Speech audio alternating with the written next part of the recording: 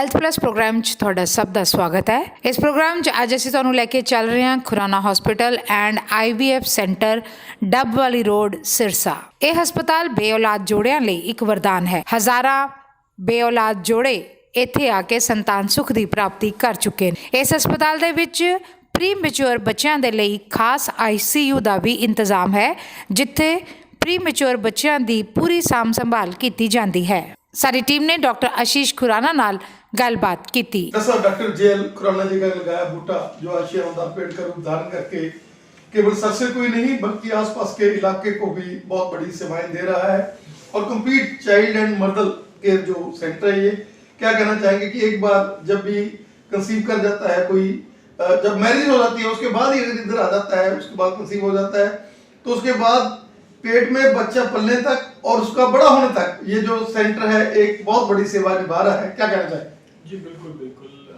Conceive होने से पहले जैसे वो आ जाते हैं हमारे पास, कंसीव होने पर उसके बाद प्रॉपर केयर जब तक वो 9 महीने बच्चा रहता है। बहुत बार ऐसे होता है IVF वाले केसेस, बच्चे प्रीमेच्योर निकलते हैं क्योंकि इतना टाइम नहीं निकाल पाते, तो 6 माह से बच्चे, 7 माह से 26 हफ्ते 28 हफ्ते वाले बच्चे और ट्विंस भी होते हैं इसमें, तो वो सारे के सारे हम लोग पूरे प्रॉपर केयर से उनको अच्छे से करके और बड़ा करके घर ही बेचते हैं और फिर सारी बार यही आते दिखाते रहते हैं।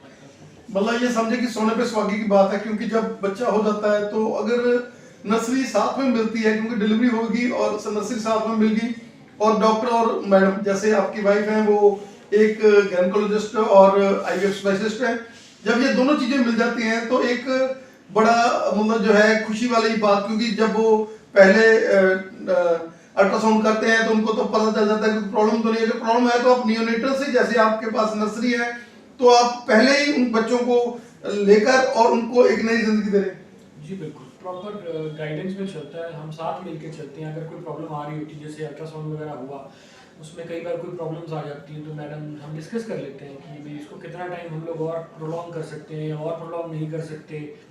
तो हम लोग यही चाहते हैं जितना टाइम बच्चा वहाँ के पेट में निकाले उतना ज़्यादा अच्छा हो जाता है। प्रीमेच्योर में थोड़ी सी प्रॉब्लम्स आती हैं, सर्वाइवल रेट के इश्यूज रहते हैं, इन्फेक्शन होता है, बहुत सारी चीज़ें होती हैं, तो हम लोग भी चाहते हैं मैक्सिमम से मैक्सिमम टाइम उसका पेट के अंदर निकले, माँ के अंदर।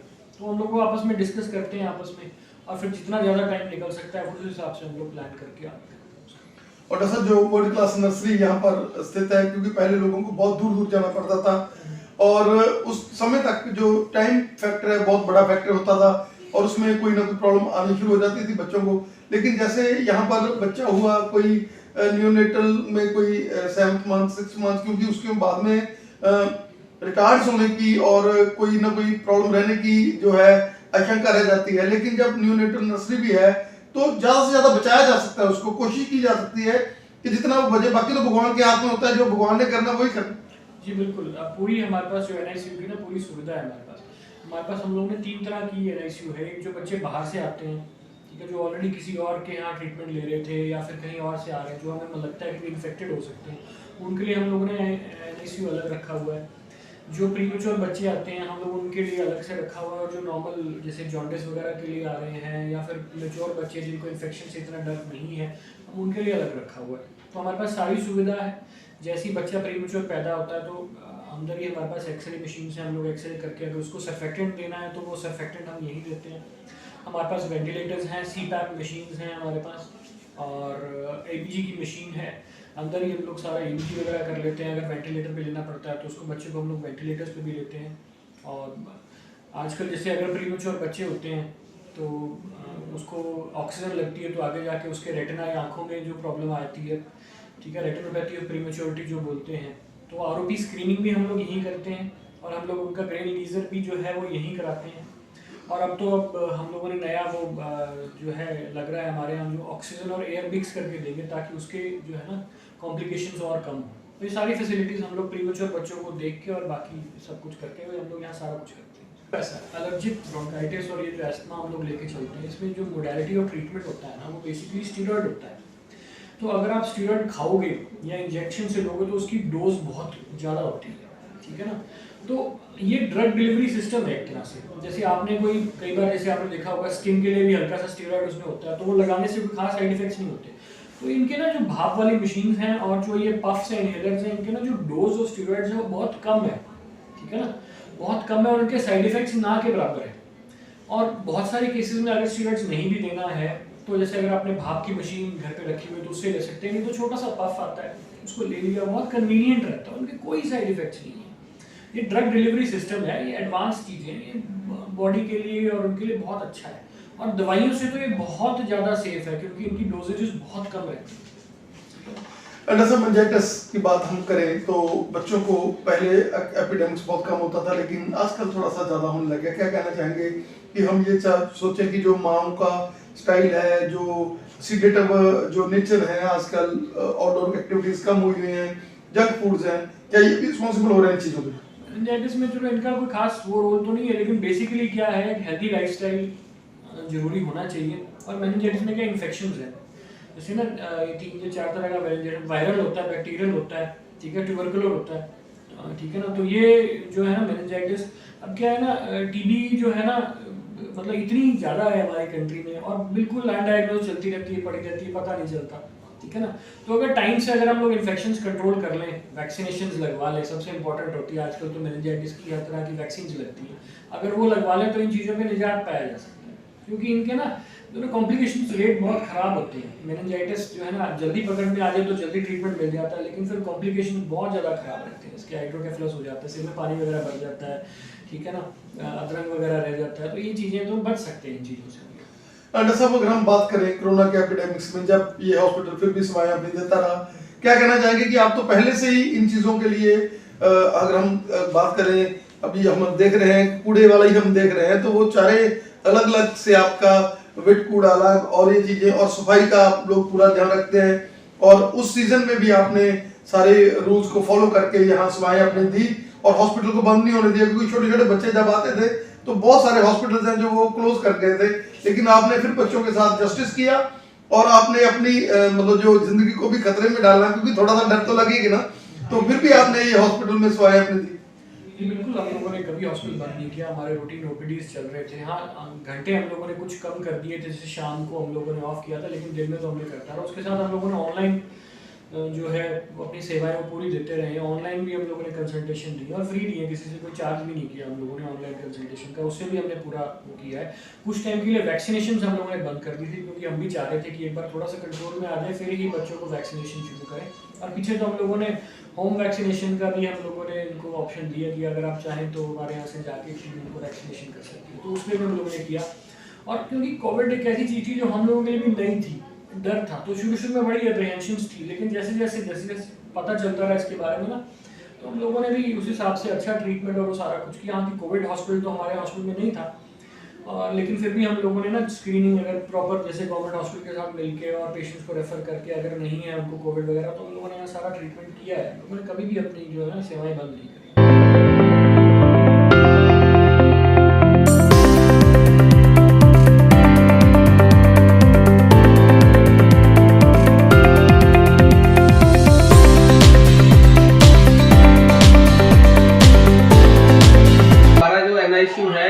हॉस्पिटल में है, इसमें सभी तरह के प्रीमच्योर बच्चे जो टाइम से पहले हो जाते हैं उनका बहुत ही अच्छे तरीके से इलाज होता है, और भी जो बीमारियों के बच्चे हैं हमारे पास हर तरीके की फैसिलिटी है। प्रीमच्योर बच्चों के लिए जो पीलिया हो जाता है और जो बच्चे टाइम पे नहीं रोते या जिन बच्चों को सांस की प्रॉब्लम होती है, वो सभी तरीके के इलाज, वेंटिलेटर, हर तरीके की फैसिलिटी हमारे पास यहाँ अवेलेबल है और हर तरीके के बच्चों के न्यूनेट्स के इलाज यहाँ पे हमारे हॉस्पिटल में किया जाता है। ਸਾਰੀ ਟੀਮ ਨੇ ਡਾਕਟਰ ਸਨਿਗਧਾ ਖੁਰਾਨਾ ਜੀ ਨਾਲ ਗੱਲਬਾਤ ਕੀਤੀ, ਜੋ कि IVF स्पेशलिस्ट ने। दर्शकों, हेल्थ प्लस प्रो में आपका स्वागत है। आज हम आए हैं डॉक्टर सनगिधा खुराना, जो कि IVF के स्पेशलिस्ट हैं, और सबसे बड़ी बात यह है कि मल्टीपल IVF फेलर्स के ये बहुत ही एक्सपर्ट डॉक्टर हैं। जितने भी मल्टीपल IVF फेलर वाले पेशेंट आते हैं, भगवान की कृपा के साथ बहुत सारे जो उनमें हैं एक संतान सुख की प्राप्ति यहाँ से ले जाते हैं। डॉक्टर साहब का स्वागत है हमारे स्पेशल शो में। थैंक यू, बहुत बहुत शुक्रिया। आज हम आप लोगों को एक रिकरेंट IVF फेलियर, मतलब रिकरेंट इम्प्लांटेशन फेलियर, बार बार टेस्ट ट्यूब बेबी फेल हो जाने की कितने कॉजेज हैं, क्या वजह हैं, कैसे इनका ट्रीटमेंट हो सकता है और क्या क्या इन दंपतियों के अंदर हमें टेस्ट करवाने चाहिए, ये सारे हम आज डिस्कस करेंगे। राइट डॉक्टर साहब, पहले तो बात हम ये करें कि IVF फेलर्स की, जैसे पहले IVF फेलर थे, आजकल उसकी दर बहुत कम हो गई है। पहले से जो IVF फेलर का रेट था वो कम हो गया है, और धीरे धीरे हम क्या माने कि जो आपकी लैब्स हैं वो बहुत बढ़िया हो गई हैं, या आप लोगों का एक्सपीरियंस है जो वो काउंट करने लग गया है? क्या कारण है कि पहले जो आईवीएफ का रेट था फेलियर का बहुत ज़्यादा था, लेकिन धीरे धीरे ये कम हो गया? डेफिनेटली आजकल आईवीएफ फेलियर पहले से कम हो गए हैं, तकनीक काफ़ी बढ़ गई हैं, साइंस काफ़ी एडवांस हो गई है, लैब क्वालिटी अच्छी हो गई है, पेशेंट्स भी अब उन फैक्टर्स को, गुड कॉम्प्लायंस पेशेंट्स आने लग गए हैं, उनको जो बातें समझाई जाती हैं न्यूट्रिशन के लिए, हर चीज़ वो फॉलो भी बहुत अच्छे से करते हैं। सबसे पहले रिकरेंट आईवीएफ फेलियर हम किन्हें कहते हैं वो मैं आपको बताना चाहूँगी। अगर 3 बार से ज़्यादा हमारा टेस्ट ट्यूब बेबी फेलियर हो जाए, मतलब हमने 3 बार गुड क्वालिटी एम्ब्रियो पेशेंट के मतलब एम्ब्रियोज पेशेंट के बच्चेदानी के अंदर रखे और वो इम्प्लांट नहीं हुए या कि चौंटे नहीं, वो अंदर लगे नहीं और प्रेगनेंसी टेस्ट पॉजिटिव नहीं आया 3 बार लगातार, चाहे वो फ्रेश ट्रांसफ़र किया या बच्चे बना के हमने फ्रीजिंग कर ली, फ्रोजन एम्ब्रियो ट्रांसफ़र किया, 3 सक्सेसिव अटेम्प्ट्स, 3 बार पेशेंट का टेस्ट ट्यूब बेबी हुआ और तीनों बार पेशेंट को निराशा हाथ लगी और पॉजिटिव नहीं आया, उसको हम लोग बोलते हैं कि ये आपका रिकरेंट इम्प्लांटेशन फेलियर है। तो इसकी काफ़ी सारी वजहें होती हैं, वो हम डिस्कस कर लेते हैं आज। जैसे कि इसमें कई सारे पेशेंट फैक्टर भी होते हैं और एम्ब्रियोज के फैक्टर भी होते हैं। भाई जैसे अगर हमें कोई पौधा उगाना है तो हमें एक बढ़िया ज़मीन चाहिए, बंजर ज़मीन में तो उगेगा नहीं ना, तो अपना बीज भी उपजाऊ होना चाहिए और हमारी ज़मीन भी बंजर नहीं होनी चाहिए। जैसे एक पौधा उगाना है वैसे ही मनुष्य का बच्चा भी, हमारे भ्रूण जो है उसी तरीके से हमारे गर्भ में ग्रो करता है। अगर हमारे भ्रूण की क्वालिटी अच्छी होगी तो वो चौंटेगा, अगर भ्रूण की क्वालिटी या एम्ब्रियो की क्वालिटी अच्छी नहीं होगी तो वो इम्प्लांटेशन नहीं होगी। दूसरी बात होती है हमारी जो गर्भ की परत है वो मजबूत बननी चाहिए। जिन औरतों के अंदर हमारे गर्भ की परत मजबूत नहीं बनती, कोई इन्फेक्शन हुआ हो या बहुत सारे कारण है वो हम डिस्कस करेंगे, तो उन पेशेंट्स के अंदर भी रिकरेंट इम्प्लांटेशन फेलियर हमारे हाथ लगते हैं। क्योंकि ट्यूब्स का ब्लॉकेज होता है और ट्यूब्स में पानी भर जाता है, तो हमें लेप्रोस्कोपी द्वारा उन ट्यूब्स को यूट्रस से डिटैच करना पड़ेगा, हाइड्रोसाल्पिंजेस को ब्लॉक करना पड़ेगा, उनमें जो गंदा पानी भरा हुआ है वो आपके बच्चे को चौंटने नहीं देगा, तो आपको हाइड्रोसाल्पिंजेस को ब्लॉक करना चाहिए। तो अगर हम हिस्ट्रोस्कोपी और लेप्रोस्कोपी एक बहुत ही अच्छी एडवांसमेंट है जो हम दूरबीन द्वारा पेशेंट की जो प्रोफाइल है उसको इम्प्रूव कर सकते हैं। अगर आपने हाइड्रोसाल्पिंजेस ब्लॉक कर दिए तो उसको जल्दी रिजल्ट मिलेगा। हाइड्रोसाल्पिंग्स के साथ अगर पेशेंट बाहर से कहीं आईवीएफ करा के आया है, हम सबसे पहले हाइड्रोसाल्पिंग्स ब्लॉक करेंगे ताकि पेशेंट को अच्छा रिजल्ट मिले, पेशेंट का खर्चा कम हो और जल्दी से जल्दी उसको रिजल्ट मिले। इसके अलावा आजकल भ्रूण के चेकअप की भी, जैसे बोला कि बच्चेदानी का चेकअप हुआ, और आजकल ना एक लेटेस्ट नया टेस्ट आया है एरा टेस्ट, जिसको हम बोलते हैं एंडोमेट्रियल रिसेप्टिविटी एसे। हम क्या करते हैं, पेशेंट का आजकल बच्चेदानी का ये चेकअप कर लेते हैं कि कौन सी बेस्ट इम्प्लांटेशन विंडो है, मतलब किस फेज के अंदर उसकी एंडोमेट्रियम जो परत है वो बेस्ट रिसेप्टिव है। हो सकता है किसी की 12वें दिन हो और किसी की 16वें दिन हो, तो अगर हम एंडोमेट्रियम रिसेप्टिविटी ऐसे कर लें, एरा टेस्ट करा लें, तो उसके ज़रिए हमें वो परफेक्ट इम्प्लांटेशन विंडो पता चल सकती है जिसके अंदर हम अगर एम्ब्रियो रखेंगे तो वो इम्प्लांट करेगा या चौंटेगा और बेटर सक्सेस रेट मिलेगा, राइट। एरा टेस्ट भी आजकल काफ़ी लेटेस्ट, अब तकनीक जैसे आप कह रहे थे ना क्यों कम होने लग गए हैं, क्योंकि साइंस का एडवांसमेंट बढ़ने लग गया है। तो और अब भ्रूण का भी टेस्ट हो जाता है, भ्रूण की भी मतलब हम बायोप्सी करके, और भ्रूण का भी पेरी इम्प्लांटेशन जेनेटिक टेस्ट होते हैं आजकल, पीजीए टेस्टिंग। पीजीडी टेस्टिंग से हम ये जान सकते हैं कि कहीं इनकी सेल्फ का जो एम्ब्रियो है वो अच्छा नहीं बनता। जैसे थैलेसीमिया नाम की बीमारी है, उसमें आपने सुना होगा कि भाई बच्चे जो हैं उनमें खून चढ़ाना पड़ता है, तो पीजीडी टेक्निक के द्वारा हम वो एम्ब्रियो पहले ही छांट लेते हैं कि भाई इसमें वो बीमारी है, तो उन एम्ब्रियोज को छोड़ दिया जाए। तो वही एम्ब्रियोज की चेक करके जो बेस्ट एम्ब्रियोज हैं, जो क्वालिटी वाइज बेस्ट हैं, जिनमें बीमारी नहीं है, वो चेक करके ही भ्रूण डलेगा, तो वो बीमारी भी नहीं आएगी और इम्प्लांटेशन भी होगी। गुड क्वालिटी एम्ब्रियो डलेगा, इम्प्लांटेशन विंडो हमने चेक कर ली है कि इस टाइम इम्प्लांटेशन होगी, और हमने पहले ही दूरबीन द्वारा सारा यूट्रस का चेकअप और ट्यूब्स का चेकअप कर लिया, कोई ट्यूब्स में पानी नहीं है, कोई प्रॉब्लम नहीं है। अगर हम सारे चेकअप करके पेशेंट का ट्रांसफ़र करेंगे तो हमें इम्प्लांटेशन फेलियर कम झेलने पड़ेंगे और आपको बहुत अच्छा रिजल्ट मिलेगा। क्वालिटी को इम्प्रूव करना तो हमारे हाथ में बहुत अच्छे से है, बट पेशेंट के अगर गर्भ की क्वालिटी या हमारी परत की क्वालिटी अच्छी नहीं है एंडोमेट्रियम की, तो उसको इम्प्रूव करना एक चैलेंजिंग टास्क है। वो भी आजकल विद टाइम विद साइंस के एडवांस होने के साथ साथ हमें अच्छी उसमें भी एडवांसेस मिल रहे हैं, और वो भी अब हम काफ़ी हद तक उनको भी इम्प्रूव कर पा रहे हैं, राइट। डॉक्टर साहब, जैसे आपने बताया कि इसके कारण हम लोग डिस्कस करेंगे, तो आप हमारे दर्शकों के साथ शेयर करेंगे कैसे ये चीज़ें। देखिए, जैसे जैसे अक्सर हमारे यहाँ आईवीएफ को ना एक बहुत जल्दी लोग अप्रोच नहीं करते हैं, अक्सर उम्र बढ़ने लग जाती है तब लोग हमारे पास आना शुरू करते हैं कि 15 साल हो गए हैं, 20 साल हो गए हैं शादी को, अब हम आईवीएफ कराना चाहते हैं। उसमें क्या होता है कि 35 वर्ष के बाद जैसे औरत की एज एडवांस होने लगती है, पेशेंट की एग की क्वालिटी, ओवेरियन रिजर्व पुअर होने लग जाता है, और एग की क्वालिटी जैसे जैसे पुअर होती जाती है तो जो सक्षम भ्रूण है वो बनने की संभावना कम होती जाती है। सिर्फ एग की क्वालिटी की बात ना करें, हम लोग स्पर्म क्वालिटी की बात भी करते हैं। पहले जैसे सिर्फ सीमन एनालिसिस होता था, आजकल हस्बैंड का जो स्पर्म टेस्ट कराते हैं उसमें डीएनए फ्रेगमेंटेशन टेस्ट होता है, उसमें पता चल जाता है कि स्पर्म की क्वालिटी भी कैसी है। तो हमें दोनों एग और स्पर्म की क्वालिटी मेल और फीमेल की चेक करानी पड़ती है। अगर वो अच्छी है, जो कि यंग एज में ज़्यादा अच्छी होती है, कई सारे फैक्टर हैं फीमेल के लिए, तो कि जैसे उनका एक AMH होता है वो हमारा हाई होना चाहिए। अगर हमारी एग की क्वालिटी AMH हाई है, मतलब 2 से 5 के बीच में है, तो एग की क्वालिटी अच्छी मिलेगी।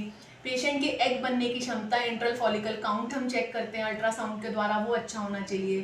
पेशेंट का FSH का लेवल, हार्मोन्स विद एज बढ़ता जाता है, तो FSH वो हार्मोन हमारे कंट्रोल में होना चाहिए, लेवल में होना चाहिए, विद इन रेंज। अगर ये फैक्टर्स आपके ठीक चल रहे हैं, और एज बहुत ही इंपॉर्टेंट फैक्टर्स है, पेशेंट और सारे दर्शकों के लिए एक निवेदन है कि अगर बच्चा नहीं हो रहा तो फीमेल की एज बहुत ज़्यादा मायने रखती है। अगर हमारी एज 35 वर्ष से ऊपर होती जा रही है और हम चाहते हैं कि हमारा खुद का बच्चा इस दुनिया में आए, एग हमें बाहर से या स्पर्म बाहर से ना लेना पड़े, तो एक उम्र रहते ही इलाज ले लेना चाहिए। 35 वर्ष की उम्र क्रॉस होते ही हमारी एग की क्वालिटी काफ़ी पुअर होने लग जाती है, और जब हम टेस्ट ट्यूब बेबी करने लगते हैं तो वो हमें फिर फेलियर हाथ लगती है, क्योंकि पेशेंट चाहता है कि मेरे ऊपर ट्राई किया जाए, बाहर का अंडा ना लिया जाए। फिर अपना एग की क्वालिटी अच्छी नहीं होगी तो भ्रूण की क्वालिटी बेटर नहीं बनेगी, भ्रूण की क्वालिटी अच्छी नहीं होगी तो वो इम्प्लांट नहीं करेगा, तो हमें इम्प्लांटेशन फेलियर फेस करना पड़ेगा। इसी प्रकार अगर हम स्पर्म की क्वालिटी देखें, बड़े सारे फैक्टर्स हैं आजकल। पेशेंट जैसे स्मोकिंग बहुत बढ़ रही है, अल्कोहल बढ़ रहा है, या जो मेल्स बहुत गर्मी में काम करते हैं, या एक अनडिसेंडेड टेस्टीज नाम से होते हैं कि टेस्टीज नीचे अपनी जगह पर नहीं है, कॉन्जेनाइटली जन्मजात, ऐसे कई सारे फैक्टर्स हैं जहाँ पे पेशेंट का स्पर्म काउंट लो होता है, या फिर पेशेंट के जो शुक्राणु हैं उनमें चलने की क्षमता कम होती है, मोटिलिटी कम होती है। मॉर्फोलॉजिकली अगर वो स्पर्म्स हैं उनकी गुड क्वालिटी नहीं है, तो वो स्पर्म बहुत अच्छे से टेस्ट ट्यूब बेबी में गुड क्वालिटी एम्ब्रियोज नहीं प्रोवाइड करता हमें। अगर स्पर्म और एग क्वालिटी अच्छी नहीं है तो गुड एम्ब्रियोज नहीं बनेंगे, और एज का ध्यान में रखते हुए टाइमली IVF करा लेना चाहिए। अगर लगातार IVF फेलियर हो रहे हैं अपने ही एम्ब्रियोज से, तो हमें फिर ये सोचना चाहिए कि अगर एग क्वालिटी पुअर है तो एग डोनर एग लें, और स्पर्म क्वालिटी ज़्यादा पुअर है, ICSI की प्रतिक्रिया के द्वारा भी हमें अगर गुड एम्ब्रियोज नहीं मिल रहे, तो फिर हमें एम्ब्रियो में वो पार्ट चेंज करना होगा जो पार्ट हमें फेलियर प्रोवाइड करता है। इसके अलावा जैसे मैंने आपको बताया कि भाई हमें पौधा उगाना है, भ्रूण और परत की बात। अब आई परत की बात, अगर किसी की एंडोमेट्रियम गुड क्वालिटी नहीं बनती है तो उसके भी कारण होते हैं। जैसे किसी को बच्चेदानी की ट्यूबरकुलोसिस होगी, जो कि हमने लास्ट वीडियो में भी डिस्कस किया था। बच्चेदानी की परत परमानेंट डैमेज हो गई है किसी इन्फेक्शन से, ट्यूबरकुलोसिस से, या फिर बड़े सारे कारण होते हैं, ट्यूब ब्लॉक हो गई और ट्यूब्स में पानी भर गया, उनको हाइड्रोसाल्पिंजेस बोलते हैं। ऐसे कोई भी वजहें हैं इन्फेक्शंस की वजह से, अगर पेशेंट की परत अच्छी नहीं बन रही है तो भी हमें बच्चा चौंध नहीं पाएगा। और अक्सर ऐसे ही पेशेंट जो एंडोमेट्राइटिस के हैं उनमें हमें रिकरेंट IVF फेलियर झेलने पड़ते हैं। ऐसे पेशेंट्स के लिए फिर एंडोमेट्रियल रिसेप्टिविटी बढ़ाने के लिए हमें अलग तरीके के टेस्ट कराने पड़ते हैं। तो अगर हम टेस्ट के बारे में बात करें तो ऐसे पेशेंट के अंदर हमें दूरबीन द्वारा हिस्ट्रोस्कोपी एंड लेप्रोस्कोपी द्वारा यूट्रस का चेकअप करना चाहिए। यूट्रस के चेकअप में हमें पता चलेगा कोई रसोली है, मान लो बच्चेदानी के अंदर, मायोमास हैं जिनको बोलते हैं, कोई पॉलिप्स हैं, साइनिकी हैं। साइनिकी होते हैं मतलब कई लोगों में कई बार पहले अबॉर्शन हुआ और क्यूरेट किया हमने डीएनसी की तो बच्चेदानी चिपक जाती हैं। कोई पॉलिप, साइनिकी, मायोमास, कोई फाइब्रॉइड्स, कोई भी तरीके के हिस्टेरोस्कोपिक अगर प्रॉब्लम लग रही है, ऐसे पेशेंट्स में हमें हिस्ट्रोस्कोपी करके यूट्रस का चेकअप करना चाहिए। कई बार कॉन्जेनाइटल अनोमलीज होती हैं, जन्मजात औरत के बच्चेदानी विभाजित है, सेप्टेट यूट्रस है, तो वो सेप्टम निकालने पड़ेंगे। किसी भी प्रकार की अगर दूरबीन में हिस्ट्रोस्कोपी में कोई परेशानी है तो उसको करना पड़ेगा। बूस्टिंग एक बहुत ही इंपॉर्टेंट चीज़ है। पेशेंट बहुत निराश आते हैं और कई बार बाहर के आईवीएफ फेलियर बहुत सारे हुए होते हैं, इवन हमारे सेंटर हमारे खुद भी हो जाते हैं। पेशेंट को जोड़ने का एक ही तरीका है कि उसको मॉरली बूस्टेड रखना चाहिए। और स्ट्रेस एक बहुत बड़ा फैक्टर है आईवीएफ फेलियर का। कई बार कैसा हमने ऐसा भी देखा है कि पहला बच्चा 7-8 साल बाद टेस्ट ट्यूब बेबी के द्वारा हुआ और कोई वजह नहीं थी। जब टेस्ट करते थे तो दोनों कपल्स में सब कुछ ठीक, कपल के अंदर दोनों पार्टनर में सब कुछ ठीक था, कोई मेल में प्रॉब्लम नहीं थी, कोई फीमेल में प्रॉब्लम नहीं थी।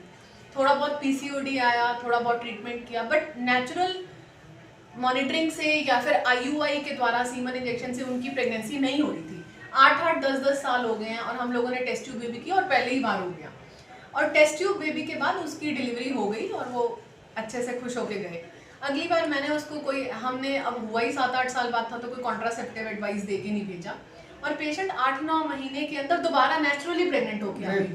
तो मुझे ये लगा कि शायद हमने ये फिर एनालाइज किया कि ये स्ट्रेस ही एक इतना इंपॉर्टेंट फैक्टर है कि एक बच्चा हुआ, पेशेंट का स्ट्रेस कम हो गया एंड शी कंसीव नेचुरली, कोई प्रॉब्लम नहीं थी, सब कुछ ठीक था।